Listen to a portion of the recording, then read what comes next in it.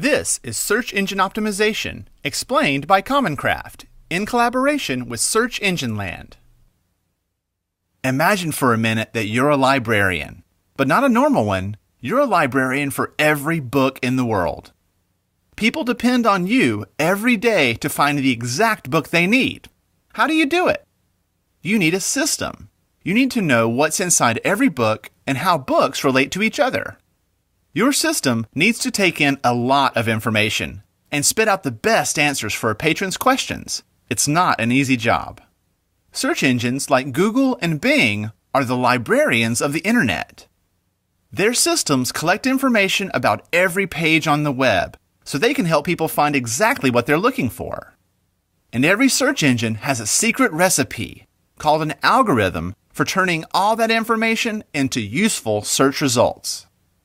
Now, if you own a website, search results matter. When your pages have higher rankings, they help more people find you. The key to higher rankings is making sure your website has the ingredients search engines need for their recipes. This is called Search Engine Optimization, or SEO. As it turns out, most of the big ingredients are known. Let's take a look.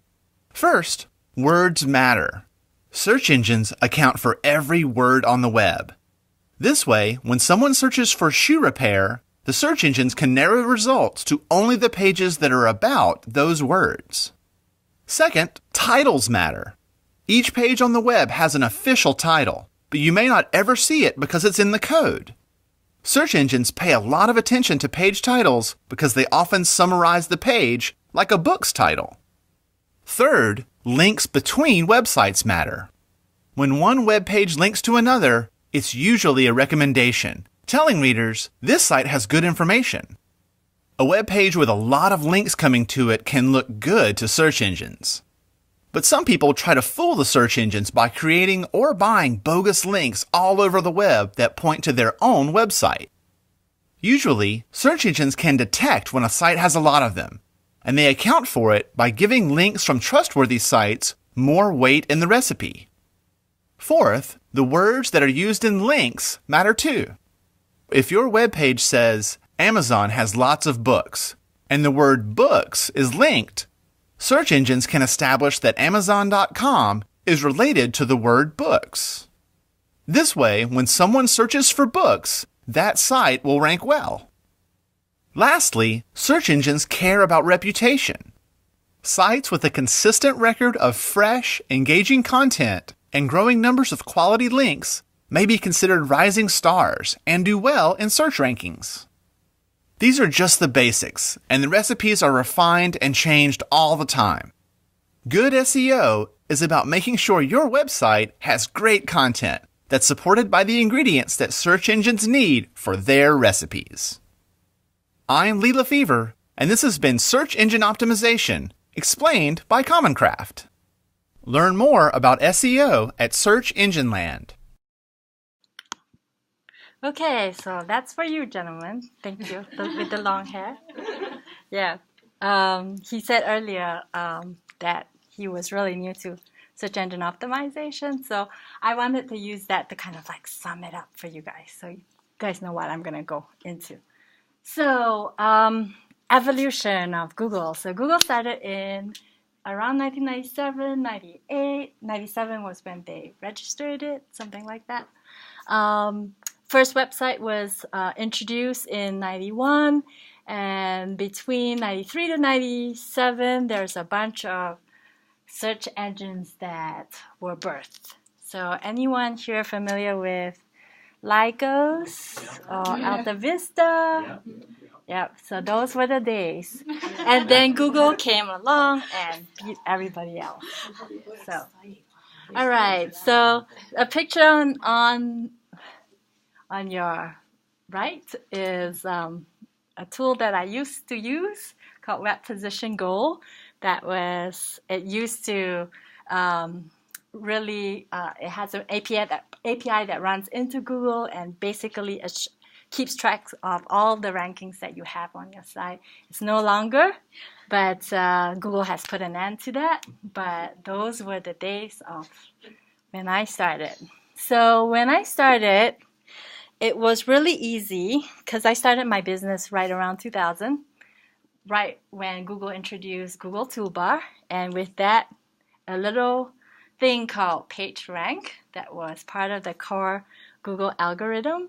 And with that introduction, all of us are like, cool, this is a little tool that we can try and figure out how to use and do well on Google for our clients.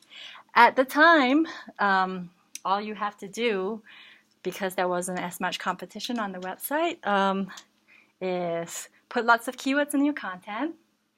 Title, pay attention to your title, your description tag, your meta tags. Encode the meta tags in the code area.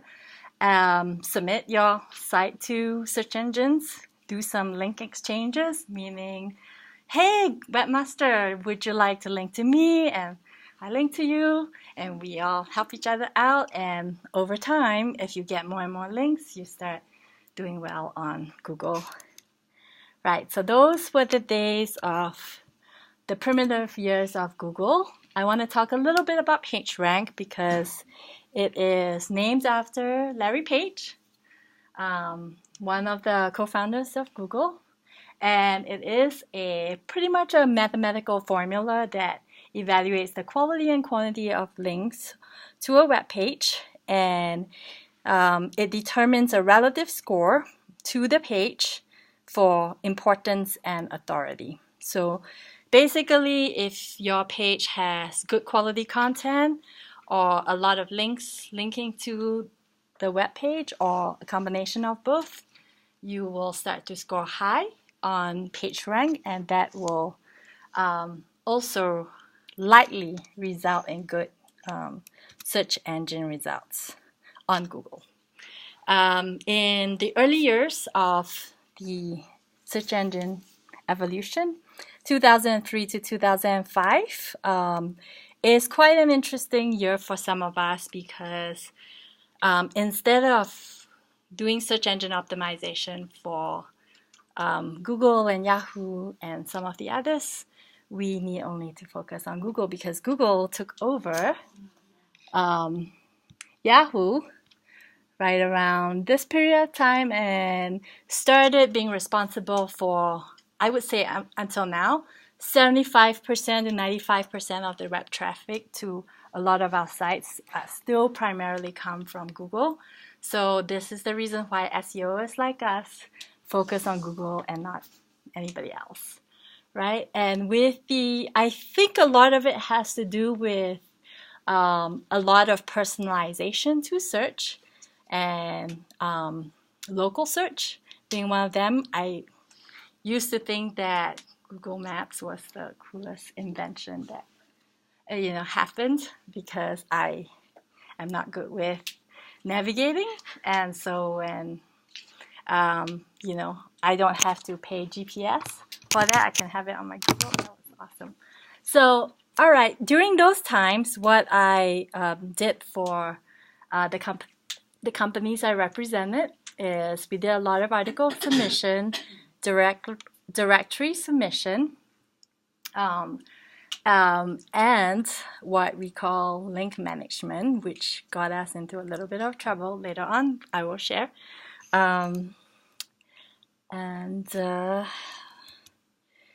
Okay, we're moving into Middle Ages, 2006 to 2009, where Google introduced the Google Universal Search, which mainly is a mix of results from images, from Google News, and videos as well. So with Google Trends and Google Analytics, now SEOs like us can actually look at how our traffic is behaving on our site and see if that correlates to or helps us with our PageRank information. During that time frame, it was still very lucrative to be doing SEO. So we found that some of the ways to do well is to go to sites that have a lot of good content and see if we can pay them to, give us links. So if they're really good sites with good information, they have high authority to those sites. And if they link to us, it boosts our page rank up a little bit more. We also, during that time, decided to, link bait sounds really bad, but now we call it lead magnets. Basically, it's creating really good content, like good infographics, good video, good demo videos, so that people stay longer on your site, and that translates to better search results on Google. All right, the dark ages. I call it dark ages because it's not very good for SEOs like us. Because Google finally said, we're going to focus on content. So we're going to, basically, if you have really good content on your site, we're going to give you a lot of points for that, and you're going to show up really well on the search engine. But we all know in the SEO world, making good content is really expensive because you have to produce the video, you have to hire graphic designers to draw out good graphics, good infographics, good 3D graphics, really, really expensive. But during those dark ages, Google came out with the Google Knowledge Graph, a system launched in May 2012 that understands facts about people, places, and things, and how these entities are all connected. So I don't know how it works. Maybe Google people can tell us how it works, but it is pretty good stuff towards being a smarter search engine. Google also came out with Google Instant and Google Suggest, like I seen here. Pretty cool stuff during the time, and Google Plus. And what I used to do around that time is also a lot of press releases that I released to the media network, PR network. A lot of the press releases that I released came with what I call anchor text in them. So basically keywords and links. And when you release out into the world, you have a lot of links coming back at you. And these are all news sites. So it was a pretty good way of doing well and still being very credible, and doing well on Google. All right, we're up to new ages now, 2013 to 2018. It is all about the user experience. So Google has altered its algorithm to credit the more mobile responsive websites. And if you show good user experience, good engagement, good retention, either in your traffic coming from Google Analytics or the Google Chrome browser, it is a very top-heavy memory. I would say memory-sucking browser is the most memory-sucking browser out there. But it's because it's collecting a lot of good information, and I believe the information is there to help Google create better search results for us, or create better predictive search results for all of us. So in this time, what's effective, or my recommendation would be focus on content marketing. Good images, good videos, good storytelling techniques on your site, and what I call social back scratching as well. Basically, if I'm a business owner, you're a business owner, I review your site and you review my site, and we all social back scratch each other. Or if you have your audience or your customers that completely love you, you tell them, would you mind giving me a review on Google or Yelp? And so Yelp holds as much weight as Google?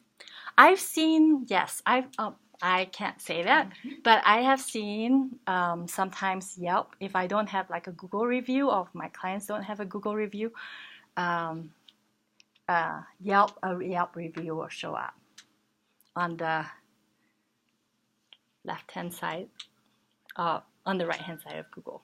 So, but do we have any Google developers here that can confirm that, dispute that? Okay. I might have a screenshot later on. I have to go review, but this is my Google back scratching image. Obviously, there's a lot more than what I just shared. So if you're interested, you can print this out. Sometimes this is a great way of summarizing everything. Goes from 97 to 13. So, all right. Are you offering your deck on the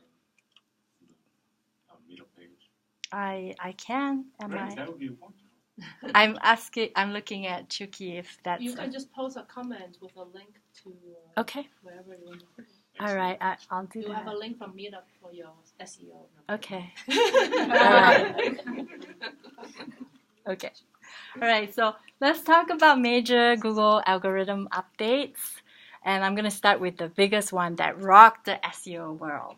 So the biggest one that rocked the SEO world, the one that a lot of us got busted, is called the Florida update. It happened in 2003, and me and another IT guy and a CEO of a company, 95% of our traffic or more came from Google. So when it happened, for 2 weeks, we were like buried in a room trying to figure out how to reverse engineer out of the Florida update. So those were fun times. This was Google's response to some of us who over optimized for Google. And the Florida update cracked down on some of the things. I didn't use a lot of these techniques. I will just say that. But it is to crack down on keyword stuffing, invisible text, which is really just lots of keywords on a page, but it's a white text on white background. So people can't see it, but the search engine that crawls it can. And that is a really, really black hat SEO technique. No. All right. The main thing that I got from the Florida update is Google released what we call a filter. And if you trip the filter, you don't show up on the search engine results. So for 2 weeks or 1 week, we reverse engineered it and we made all our clients come back from it. So I didn't get fired from my job. So, but those were fun times. And since then on, because we got our hands slapped, we realized that it's not really worth it. If you're serious with your business, you can pretty much play nice with Google and Google will reward you. So one thing that I want to talk about is anchor text, and I will discuss it a little in the next slide. So one thing that came out of the Florida update is pretty much a filter that I believe is associated with anchor text or words in links. So basically, if you're a dentist in Chicago and you can get a lot of people to link to you and you ask them to link to you via Chicago dentist, and if a lot of people link to you, the old Google will say, okay, Chicago dentist, this person is the one for, this person is the best Chicago dentist. Let's show this result. But with the Florida update, if there's too many people ranking to you with Chicago dentist, then and none with other keywords, then Google's like, they might be gaming the system. Let's make it a little tricky for them. So let's, give them a little penalty and see what happens. So the anchor text that I was talking about, I don't know if in 2007, if any of you tried to type in miserable failure. It's a big thing on the internet. You type in miserable failure on Google, and basically a link to the White House shows up on the first result. And this is an example of Google bombing, Google washing, or how you can pretty much game the system before the Florida update kind of happened. There's a lot more tweaks that happened since after that. But this is one thing. And type in, if right now this still happens, if you type in completely wrong in Google and do an image search on your phones later on, guess whose picture shows up? Does anybody know? Not to get into politics, but Mitt Romney picture shows up for completely wrong in the image search. So these are just some of the ways people have tried to use anchor text and Google bombing, Google washing to game the system, so to speak. This slide, I'm not going to go into too much detail. There are a lot of major algorithm updates that we use till today for a lot of our clients, like XML sitemaps via Google Webmaster Tools. A way to reverse out of one of the previous updates to a Google algorithm. I'm not going to go into too much of that. I want to go into the good stuff, which is Caffeine and Panda that was released right around 2009 to 2011. So Caffeine, as the name suggests, is pretty much a rework of Google's algorithm infrastructure as I understand it. So they redid a lot of things to ensure that the robots can crawl sites and index sites out there at a much faster rate so that they can show everyone fresher content. This was during the time where a lot of news sites came about, but Google was still showing older news. So Google decided to refresh that and show a lot fresher news in the results. Panda was released in 2011 and affected quite a bit of the sites, but by that time we were walking the straight and narrow road, so no more. It didn't affect us, not our clients at all. But it basically target sites that were very spammy, sites that have very thin content. So that was Panda.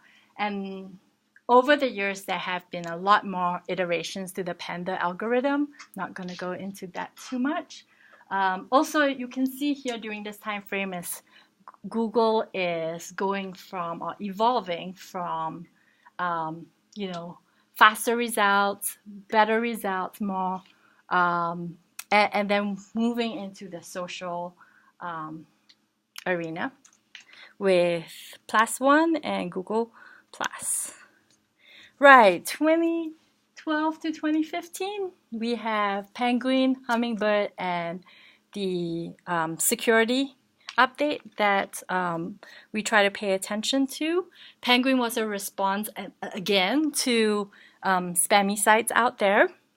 And another way to prevent sites that are stuffing their keywords too much to show up. Also, Hummingbird was, in my opinion, Google's move towards predictive search. Before, when they crawl a site, they would look at the keywords on the page. But now, with Hummingbird, when they crawl a site, a page, they will look at the contextual and the meaning to the page. So move into much more intelligent indexing. All right. With the SSL update, and I still do this to this day, a lot of my clients, or some of the new ones that come to us, they still don't have their SSL on their site. That's one of the things I always tell them when I see the site and it doesn't have the lock on the browser. Please, please, please, please just get your site upgraded to have an SSL. If we have questions, should we save them? You can interject if you want. So I do have some questions around SSL. I've heard other web developers say that it could actually really hurt your rankings if you really don't need a secure site. You're not submitting secure information. Then sometimes that can actually ding your rankings if you switch over to an SSL certificate. Have you heard of that happening? I've always encouraged my clients to have an SSL. Okay, so you've never certificate. gone from not having one to When having it one. was first introduced, it was in response to all the e-commerce sites. E-commerce sites, if you have e-commerce, you take credit card information, you have to have an SSL. But nowadays, I might have a slide later to show you. Nowadays, if your site is not secure, the browsers collectively, not only Google, but other browsers will say, sometimes you get a message that says, this site is not secure. It scares people. So I strongly encourage everyone I do to too. have an SSL. Okay. Yeah. And it does, the word on the street is if you have an SSL, you won't get penalized on the search results. Interesting. So, Okay, thank you. Two things. We haven't talked about performance, which I think a couple years ago when people were setting up their SSL certificates, there were performance dings that when your site becomes slower, you get dinged results. So I don't know if you can talk about that. I haven't really seen a lot of performance getting affected because of SSL. Okay. So, but In general, in general, it should not. The only performance issue is when your site goes down for a little bit when you switch over to SSL. That's the only thing that happens because they have to switch your entire site to a secure site, and then you have to move all your images to the secure domain. So that's the only little dink, but it happens like this bit. But Are you asking if your site is slow, regardless of whether it's SSL or not? If your site just happens to be slow, are you asking if you'll get lower rankings if your site is slow? that's what I was trying to say. Okay. I Overall have performance, not seen that. But anything to do with SSL. Z, do you want to counter that? If you have your canonical meta tags on the new SSL and then you have a 301 on the non-SSL, you should be able to pass through and regain that rank. If it was going to be dinged by the SSL. So refresh the content. But I think the other question I think he was trying to ask is, regardless of SSL or not SSL, if you have a slow performing site, are you going to get lower rankings? Is that a factor in your Yes. ranking? Yes, for sure. And I'm going to go into that a little later. Google has or will be responding to performance and site speed and all of that. So I will talk about that a little later because we're only at 2015. Okay. All right. So I want to talk about, so Rank Brain is also something that was introduced, and it's a move towards what I call Google AI. All right, I'm going to 2016 to 2018, Google did a AdWords shakeup. Penguin was basically part of the core algorithm of Google, and then there was the mobile, what we call the mobile first index rollout, which is basically a way to performance related.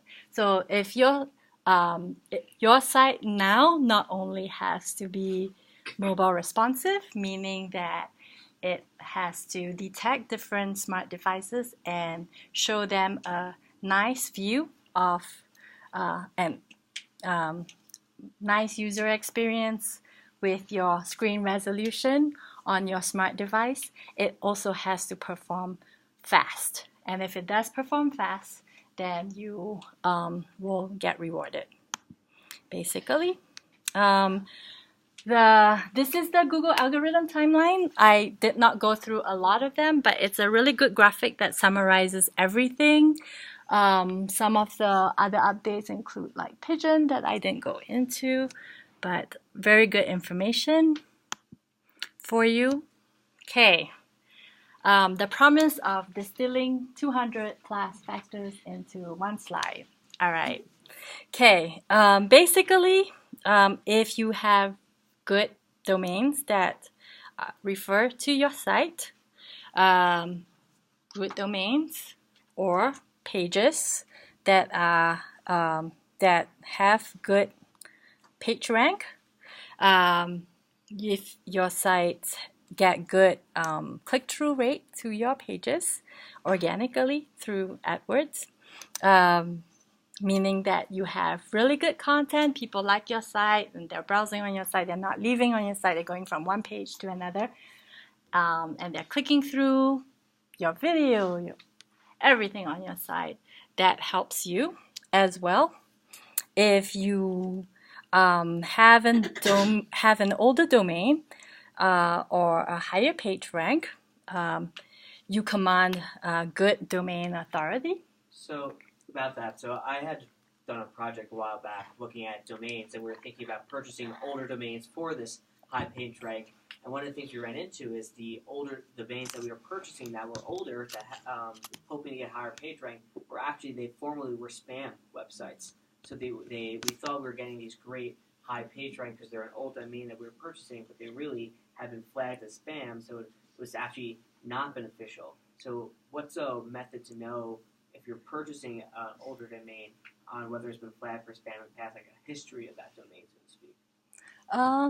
I actually, in my notes, I have actually a link in my notes. There's a PageRank link that you can kind of check the PageRank on some of the... Just to know, it was one thing to know the PageRank of it, but to know if it was formerly spam. Like if there's some marker on that website that at some point in its history that domain was a spam site or marked as spam for some reason. Yeah. I believe I have a link to that I can send you. Yeah. I have a question about domain authority. So I don't have it off the top of my head, but I actually have a link that I can send you in please my... put it on Meetup because I like that too. Okay. Thank All you. right. So domain authority. So I have clients who have really old websites and we're redoing them. But I have noticed sometimes when you do that, I mean, granted, some of the content's going to change, but then they almost lose their ranking just because we've made changes. Do you know if that's all it takes? There's a ranking? lot of factors to that. Did the website stay pretty much the same? The URL stayed the same, or did the URLs? URL Oh, you mean like all the change? pages under the URL? Because Google can It only has. index the previous page, and then if you release a new version, right, there's a bunch of stuff you have to If I can keep do them similar, to... I'm wondering if, I mean, I can't always, but if I could, do you know if that would help, just not to change the paths? If you keep the... 301 redirects to Mhm. Well, Yes. I do understand a little of that too. So you're saying that would be the better alternative is to just do 301 redirects? A lot of us, because you see, the Google algorithm is made up of a lot of factors, and what they want is really for you to build better websites for users, and they will give you extra points if you do that. So a lot of times when we upgrade sites, right, maybe it's a .html site, right, and when we need to upgrade, it might go to, PHP. say, a WordPress site, a Yeah. content management site where it is more robust, it is more efficient for a company to manage and update. And a lot of times content management websites come with better user experience. They are mobile responsive right off the bat, right? So all of those translates to better user engagement. So if you do that or go that route, all you need to do is, like what she said, do a 301 redirect. Okay. If you keep a lot of your URLs the same, that used to be a really good way, but a lot of times you just need to, once you have a new site, just submit your new site to Google, to all the search engines, update the directories submit it to directories, just let the world know, hey, you have a new site. Okay. And naturally, people will crawl the site, and Google will as well, and you'll start to do well. So, Okay. but Thank you for that. yep. So a lot of times now, we have to really watch the user experience more than anything else. So if you, it's like I said, domain authority sites is a factor, but it's not the only factor. So if you have a really strong domain authority, but there's really bad content on it, Google will find out, and it will result in bad rankings for you.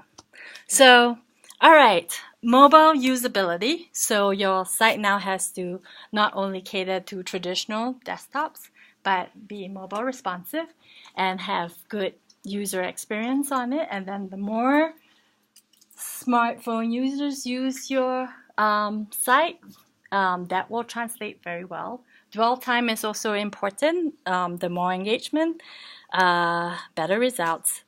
Okay, the total number of backlinks. So this is what a lot of us SEOs try to do, is get the World Wide Web to actually link back to our website. And now, if your site is all the links coming back to you, if they're a little older, they add a little extra juice to it. If you have really, really good quality content and people are sharing it via social media, that will translate well as well. And obviously, on-page search engine optimization. So if you pay attention to the title, the link within your content, or the anchor text within your content, sometimes links higher up on the page will result in a little bit better link juice than links at the bottom of the paragraph.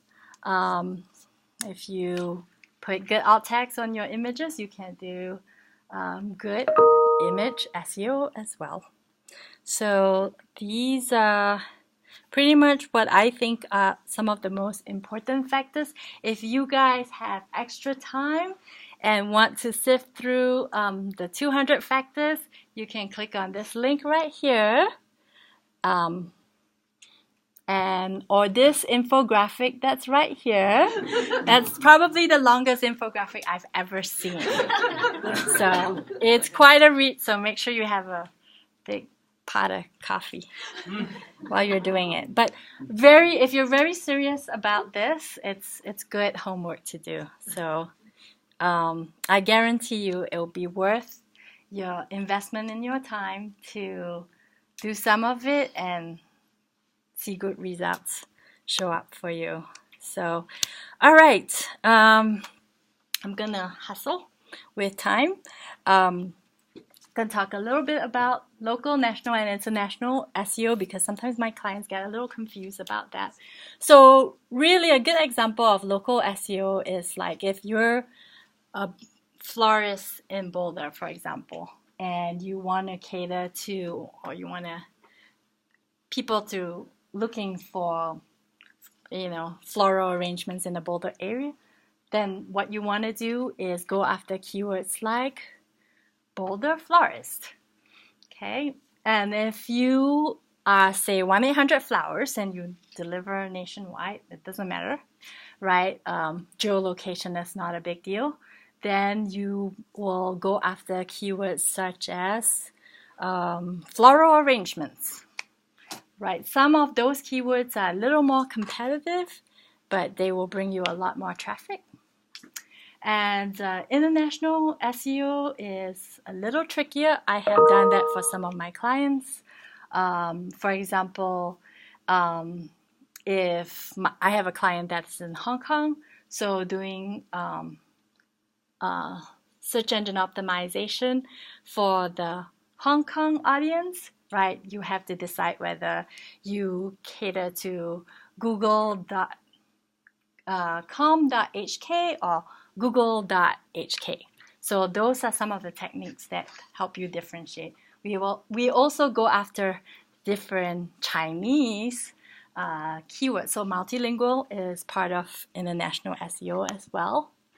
All right. So on that point, so in terms of Wikipedia ranking, the more languages that your Wikipedia article has, the higher it is in the Wikipedia algorithm. If you were to, let's say, translate your page and to have multiple different languages built into the text, does that help at all with ranking at all, in any way, shape, or form other than just the domain where someone's looking? I think it helps in a lot of ways. So it translates better to your users, right? And better user engagement translates in better results as well. You mentioned Wikipedia. Yeah. So tell me a little bit more about just, articles that are, when you look at the most popular Wikipedia pages, are the ones that are actually in the most amount of, that have the most amount of translations associated with that. It's just that simple. When you look at what are the most popular Wikipedia entries, what they have in common is the amount of languages that they've been translated into. Something was it because of the content or because it has multiple languages, up in the air, but those contents that, I forget the name of the actor, but the guy who was in High School Musical with the big hair, he is one of the most popular Wikipedia, Cordon Bleu, has one of the most popular Wikipedia web pages, but it's also, and he's just a random actor, but it's also translated in the most amount of languages. Right. So in general, more content, better user engagement. I can't confirm anything that I don't know for sure. So, but I do know, like when we were doing SEO for the client in Hong Kong, his primary site was in English. His secondary site was in Mandarin. So we went after google.com.hk.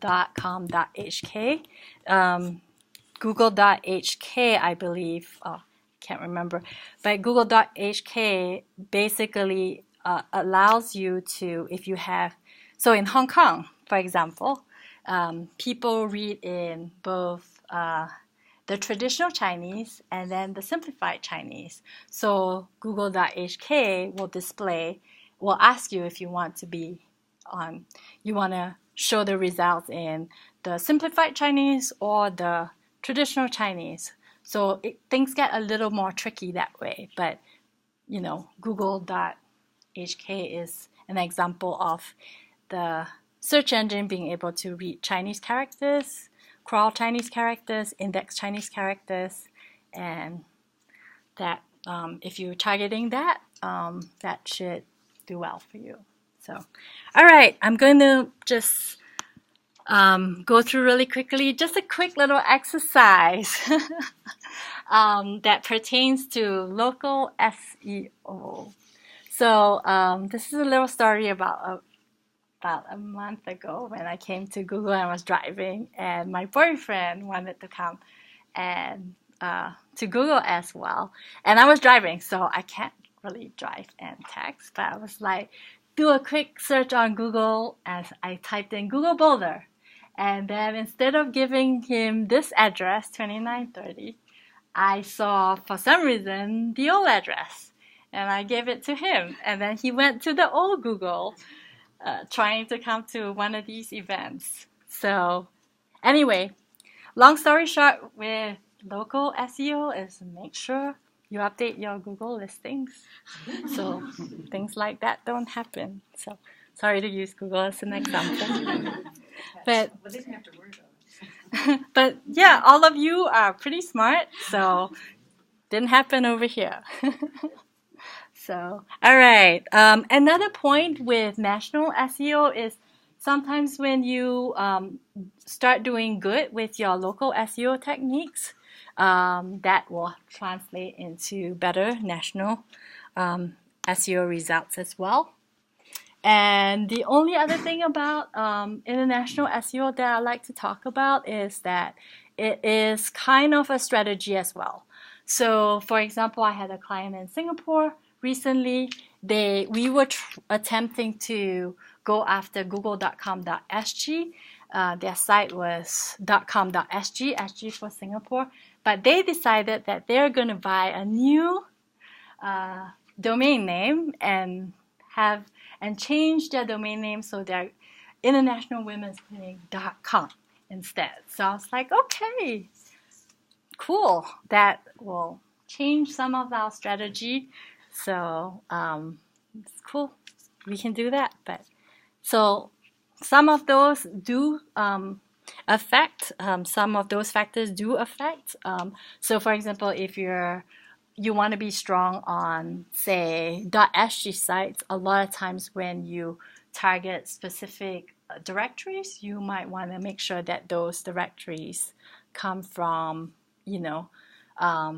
.com.sg or Singapore targeted directories. That will sometimes help. Right. Okay. All right. I'm going to bring it to you guys.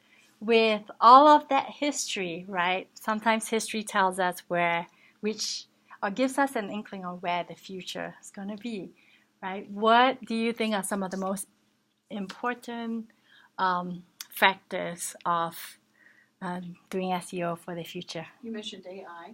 Yes. Able to do voice searching. And yes. Yes, correct. And Chris and I had a discussion about that. So yesterday. Any more? The overall weight of the page might be really a critical factor since everything's moving to mobile. Exactly. So performance is very, very important. Sometimes when I build beautiful websites for our clients, especially like WordPress sites, they are so heavy in terms of code. And I have had someone like Z come in and improve performance on some of my beautiful clients' websites. So, all right. So this is some of the things I think are going to be the most important. So user experience, AMP, accelerated mobile pages. It's now part of the algorithm, basically having mobile pages load a lot faster and have your sites be a lot more responsive. Perform better and be more interactive. AI is going to be part of it, and then social signals, right? If people like your content, they're sharing that information, reviews, that also helps boost your SEO. So, all right. So in a nutshell, I just want to kind of sum everything up. Pretty much what the video was talking about. If you didn't get anything out of the last 45 minutes that I was talking, words do matter, titles do matter, your links do matter, the anchor text, be very careful about that. Be very strategic when you do that, sprinkle them all around. And make sure you want to represent your site in the best way possible. So make sure you have fresh, engaging content on your site, and you should do pretty good. So, all right. Okay, I think that's all I have. Thank you. Do we have time for questions? Or? Let's see. We'll have the room until 8:15, so we'll have about 10 minutes. So up to you. If you want to take questions or you want to I'll take a few questions. I have a question. Go ahead, okay. I have a question about the anchor text. So I saw an example of that where you did the link to another website. Is there other ways that you're thinking anchor text when you say that? And what exactly, how are you thinking of people using anchor text? So basically so they're really links, words. But outside the website, leading up to other websites, not within the website. Anchor text can mean within your website and outside. Okay. As well. Okay. So. Do they hold weight, do you think? You don't know. I don't know exactly. Okay. But it is encouraged to have links to your internal pages of your site as well as to outside. And sometimes even to your competition as well. What about the ParallelX websites? Similar Everything's industry on one sites page. as well. You know, I'm talking Sorry? about the ParallelX websites where everything's one page. Does seem like those those wouldn't be very one-pager effective sites. because they're not really following a path so much. So those tend to be good from the mobile user experience perspective because you can just scroll and go to where you like. It's simple. But for tracking, I'm not seeing a lot. It seems like because you're only on one page, you're not really seeing them go from page 1 to page 2 to page 3, or because it's all on one page. They tend to be simpler sites, but you can still track that if you have Google Analytics. You'll go to, some of the more important pages within your site. Those tend to be, from what I've seen, really good landing home pages, and then they will try to navigate the audience to like a contact us page, or if I'm interested in a certain service, you click on it, you go to a services or products page. Okay. So, but those people seem to really enjoy it because it's really easy to browse, especially on a mobile smart device. Thank you. So, right. Okay, no more questions? All right. I'm sorry, I jumped in. Could you talk a little bit more about fresh content, right? So a lot of websites, especially business websites, are relatively static, other than putting a blog or a update about your latest product. What are things that you can do for a very static business to keep that content fresh, other than refreshing the website itself? New pages, new little subtopics, infographics, video. So Mostly blog type content. yes, I typically now, back in the day, we used to build websites from scratch and code and use Dreamweaver. I don't know if any of you know. And then publish it. I've used Microsoft Front Page as well. Yeah. So now I hardly go there. I recommend content management platforms for my clients. So Drupal, Joomla, Actron if you're an ASP guy. We use WordPress a lot just because it gives a really, really good user experience, and it comes with, for e-commerce, the WooCommerce functionality to WordPress is so robust. It gives clients a lot for their investment. So a lot of it, about 90% of the sites we build are WordPress. We can build Joomla, Drupal, Actron, and more. Other sites, Shopify, Wix, but I still recommend WordPress because it comes with really cool search engine optimization tools like Yoast, and it makes it really easy to do title, and there's an algorithm in Yoast that basically guides you to optimize the title and the H tag, header tag on your content. So, and they give you color code options so that you can strive to turn all the pages green. So green is good, red is not so good. So tools like that help you do your work a lot faster and more efficient. Do you use paid submission services like Yoast? You mentioned Yoast, where you can actually have them send it to make sure it's the same everywhere. So Yoast there's the free and then there's the paid version. So a lot of times we use free, but I do use like SEO Moz as a tool to really analyze pages and look at how much links come to the site and all of that stuff. But SEO Moz is a paid service, and a lot of the information I shared, some of the core information here, came from SEO Moz data. So, all right, okay.